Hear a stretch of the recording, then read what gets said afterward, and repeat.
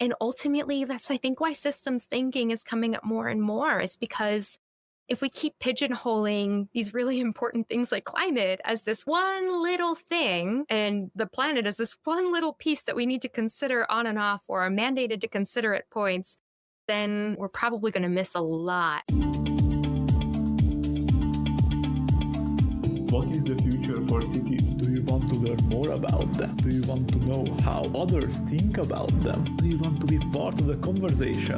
Then this is the right place. Welcome to What is the Future for Cities podcast. I will interview Carina Gormley, Senior Associate at the Center for Public Impact's Climate Change Initiative.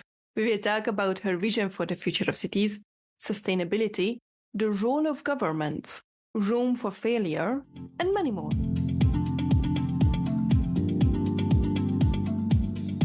And we're probably going to have to go back. It's going to create these costs in the future, because then we're going to need to go back because we weren't actually considering that at a time when it would have been really smart to consider it in the decision-making process. And that's actually going to, I think there's this piece that's really important to realize too, which is that it's not even long-term costs. It's short-term costs. It's worse decision-making when you're not thinking from a systemic perspective.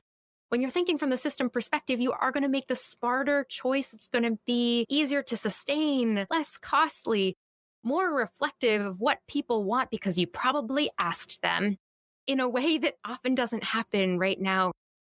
Thinking systemically, there's a lot of consultation that doesn't necessarily occur, a lot of co-designing that doesn't necessarily happen early on because it's not something that our current institutions necessarily make the time and space for. But without that, then you end up having a bad system. Find out more in episode 298 with Carina Gormley on the What is the Future for Cities podcast.